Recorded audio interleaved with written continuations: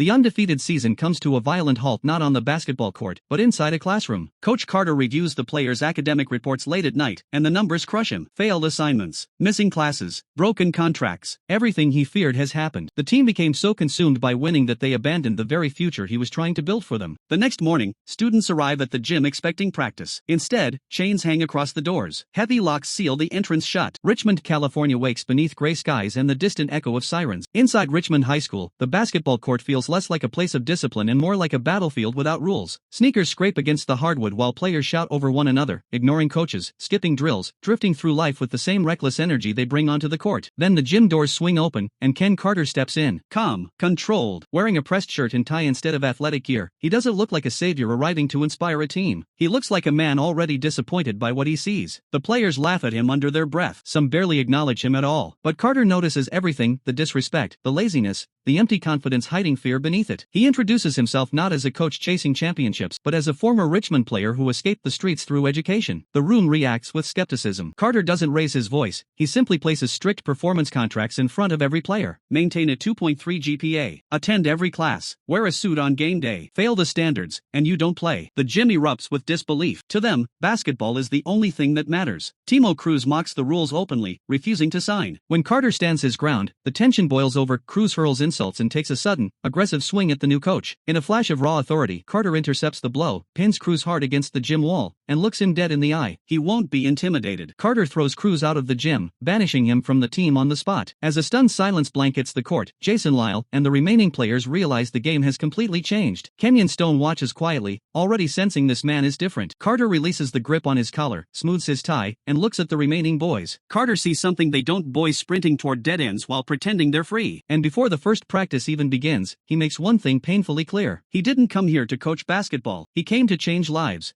The next afternoon, the team walks into practice expecting drills, scrimmages, maybe speeches about teamwork. Instead, Coach Carter turns the gym into punishment. Whistles shriek through the air as players collapse into endless suicides, push-ups, and wind sprints. Sweat darkens jerseys within minutes. Complaints rise fast. Some players curse under their breath. Others simply stop moving. Carter remains expressionless, pacing slowly along the sidelines while the team gasps for oxygen. Every missed pass, every late arrival, every ounce of disrespect earns another punishment. When Junior Battle mouths off and acts like the rules don't apply to him, Carter sends the entire team back to the baseline. Groans echo across the court, but the message lands hard. One player's selfishness becomes everybody's burden. Slowly, anger begins turning into accountability. Damian Carter, Coach Carter's son, arrives from his elite private school carrying quiet confidence and polished fundamentals. His presence immediately shifts the balance inside the locker room. The other players resent him at first, seeing him as privileged and disconnected from their reality. But Damian doesn't boast. He earns respect possession by possession. As practices continue, Carter introduces structure where chaos once ruled. Players who once wandered hallways now sit in classrooms, focusing on assignments they used to skip, and carrying books instead of just drifting through the day. Teachers begin noticing changes. Parents whisper doubts. The city laughs at Carter's methods. But inside the gym, something unexpected starts happening. The team begins listening to each other, hustling for loose balls, rotating on defense, communicating. Beneath the exhaustion and frustration, discipline slowly takes root. And for the first time in years, Richmond High's basketball team starts looking less like strangers surviving together, and more like a family learning how to fight for one another.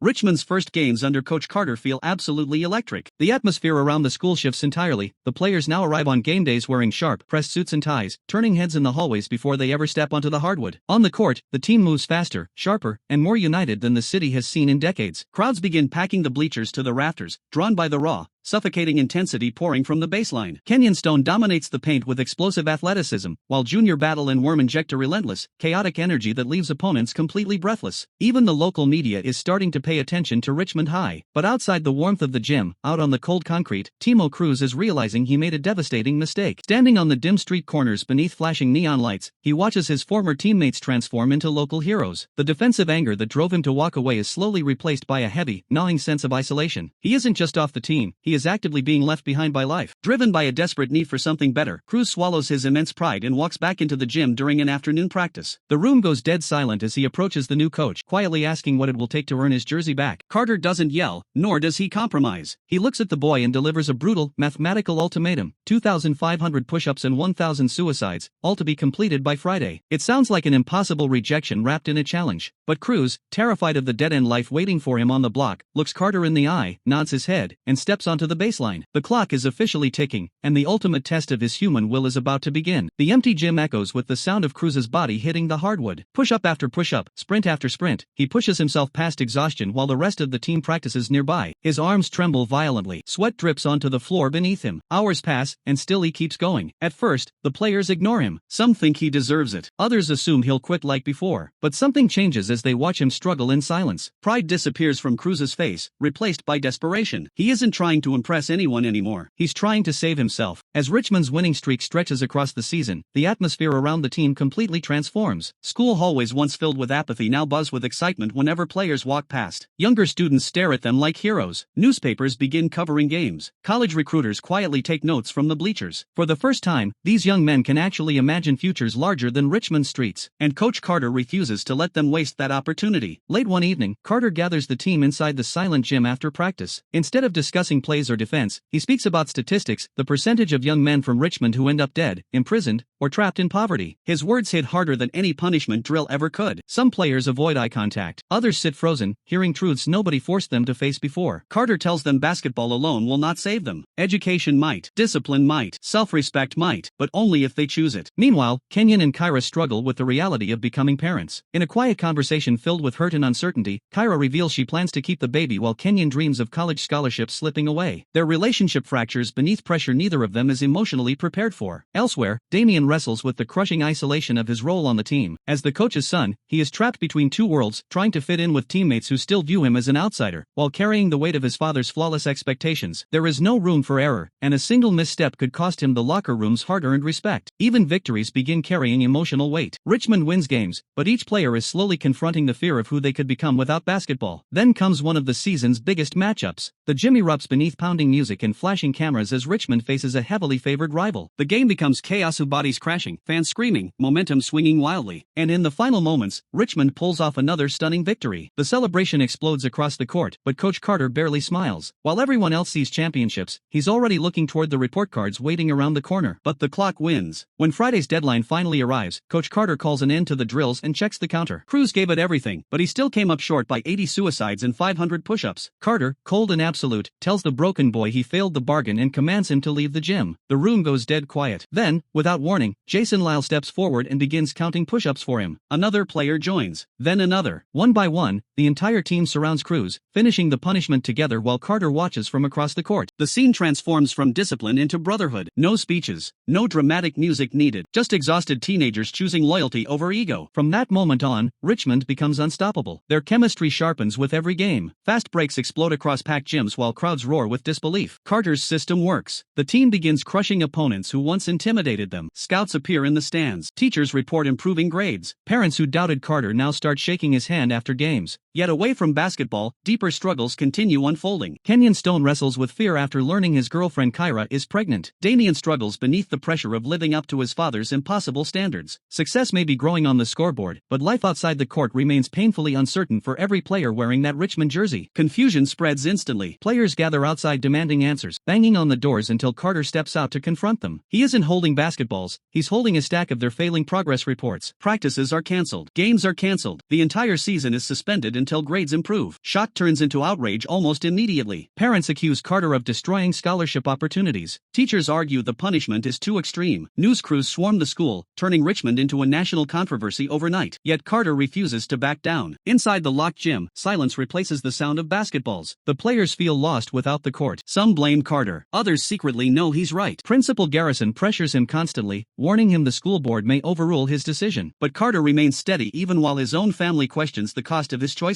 He sits alone inside empty classrooms late at night reviewing assignments, determined to hold the line even if the entire city turns against him. For the players, the lockout becomes something deeper than punishment. Without games distracting them, they're finally forced to confront reality. Worm struggles through reading assignments alongside Lyle, while Kenyon wrestles with responsibilities that stretch far beyond basketball. Meanwhile, a furious Timo Cruz abandons the school entirely. Having quit the team in a fit of rage over the locked doors, he sinks right back into the dangerous rhythm of the streets, completely cut off from the academic salvation happening inside the school library. The undefeated team that once felt invincible now sits quietly under the eyes of their tutors instead of roaring arenas. And slowly, painfully, they begin realizing Coach Carter didn't lock them out to take something away. He locked them out because he believed they deserved more than temporary applause. The controversy surrounding Richmond High grows louder with every passing day. Television crews crowd outside the school school gates while radio hosts mock Coach Carter across the city. To many people, he has become the villain, the man destroying the best basketball season Richmond has ever seen. Inside packed school board meetings, furious parents demand answers. They speak about scholarships, championships, pride, and opportunities slipping away. Few mention education. Carter listens quietly from the back of the room, arms folded, expression unreadable. One by one, board members criticize his methods. They argue the boys need basketball to escape poverty. They insist the season should continue despite the contracts being broken. The tension inside the meeting room grows unbearable. Then Carter finally speaks. Calmly, firmly, without raising his voice, he explains that these young men were already failing long before he arrived. Society taught them how to win games, but never how to survive life afterward. Basketball can open doors, he says, but education keeps those doors from slamming shut again. His words land heavily, yet the board ultimately votes against him. The gym is ordered reopened. Technically, Carter loses. But something unexpected happens next. When the players enter the gym, they don't pick up basketballs. Instead, they drag desks onto the court and begin studying together beneath the championship banners. The image is powerful, a team choosing education voluntarily after weeks of anger and resistance. Carter watches silently from the doorway, emotion flickering across his face for the first time in days. Then comes one of the film's most unforgettable moments. Timo Cruz stands before the team and recites Marianne Williamson's Our Deepest Fear passage. His voice trembles at first, then grows stronger with every line. The gym becomes still as the players absorb the meaning behind his words, that their greatest fear isn't inadequacy, but their own potential. In that instant, Richmond finally stops acting like boys waiting to be saved, and starts becoming young men willing to save themselves. Late in the fourth quarter, Richmond mounts one final comeback. The crowd rises to its feet as the scoreboard tightens. Sweat pours from exhausted faces while the clock bleeds toward zero. Carter calls timeout and gathers the team close. His voice lowers instead of rising. He reminds them how far they've already come, from undisciplined boys to young men capable of shaping their own futures. Win or lose, they already changed their lives. With grades finally improving and contracts honored, Coach Carter allows the team back onto the court. But the atmosphere has changed completely. The excitement feels quieter now, more focused. Players who once joked through drills now arrive early carrying textbooks beneath their arms. The gym no longer represents escape alone, it represents responsibility. Carter senses the transformation immediately. For the first time all season, he doesn't need to force discipline onto them. They've chosen it themselves. Practice resumes with renewed intensity. Sneakers squeal across the hardwood while Carter pushes the team harder than ever before, preparing them for the playoffs. Richmond enters the postseason carrying enormous pressure. Crowds pack arenas expecting miracles from the once controversial team that captured national headlines. Every possession feels heavier now because the players finally understand what they're truly fighting for. Not just wins, not just glory, opportunity. Off the court, small victories quietly matter even more. Worm improves his reading level. Cruz begins imagining college for the first time. Kenyon and Kyra slowly reconnect through painful honesty about their future. Damian finally earns a rare moment of approval from his father after balancing academics and leadership. These changes unfold without fanfare, woven naturally into the team's growing maturity. Then the playoff games begin. Richmond tears through opponents with breathtaking speed and relentless defense. Fast breaks ignite roaring crowds while Carter stalks the sidelines demanding perfection even during victories. The players move like a unit now, trusting each other completely. Every rebound, every extra pass, every defensive stop reflects the discipline built through months of struggle. Yet beneath the excitement lingers uncertainty. Their final challenge is approaching fast, and unlike earlier games, this one won't be decided by talent alone. It will demand composure under impossible pressure. The final playoff game arrives beneath blinding lights and deafening noise. Richmond faces St. Francis, a powerhouse team loaded with elite athletes and overwhelming size. The arena shakes with energy as fans chant from every corner of the stands. From the opening tip, the game feels brutal. Richmond fights with heart, but St. Francis answers every run with punishing precision. Bodies collide beneath the rim. Players dive across the floor chasing loose balls. Every second becomes a test of endurance and belief. Coach Carter prowls the sideline with controlled intensity, barking instructions while refusing to let panic spread through his team. Richmond falls behind multiple times, yet they keep clawing back possession by possession. Cruz plays fearless basketball, channeling his anger into discipline instead of chaos. Kenyon battles through exhaustion against larger defenders. Damian controls the tempo with quiet leadership. The game becomes less about skill and more about resilience. Back on the court, Richmond executes one last play. The ball swings across the perimeter before landing in Damian's hands for the final shot. Time slows. The gym holds its breath. The ball leaves his fingertips and arcs toward the basket, then bounces away. The buzzer sounds. St. Francis wins. Richmond players collapse in heartbreak while the opposing crowd erupts around them. Yet even through the disappointment, something feels different. This loss doesn't destroy them, because for the first time, basketball isn't the only thing defining who they are anymore. After the final buzzer, the locker room sits wrapped in exhaustion and grief. Jerseys hang loose on slumped shoulders while players stare silently at the floor. Months of sacrifice ended one game short of glory. Yet Coach Carter doesn't speak about missed shots or mistakes. He looks around the room at boys who entered the season angry, directionless, and convinced the world expected nothing from them. Now he sees students earning scholarships, young men confronting responsibility, teammates lifting each other instead of tearing each other apart. One by one, the players absorbed what this season truly meant. Worm improved academically enough to pursue college. Cruz escaped the streets that nearly consumed him. Kenyon chooses a future larger than fear. Even those who never become professional athletes walk away carrying discipline and self-worth they lacked before Carter arrived. The transformation happened slowly, hidden beneath practices and arguments and endless conditioning drills. But now, standing in that quiet locker room, its impact becomes undeniable. As the film closes, text reveals the players' futures, scholarships earned, degrees pursued, lives redirected toward possibility instead of despair. Coach Carter leaves the gym not as a man celebrated for victories, but as someone willing to risk hatred in order to tell young people the truth. Outside, Richmond continues moving beneath distant sirens and fading sunlight, the same city as before and yet somehow changed by one season of belief and accountability. The final images linger not on trophies, but on faces. Young men once trapped by expectation now walking toward uncertain futures with confidence instead of fear. And that becomes the film's greatest triumph. Not championships, not headlines, but the idea that someone cared enough to demand more from them than survival. Because Coach Carter never taught Richmond how to win basketball games. He taught them how to believe their lives were worth something beyond the scoreboard.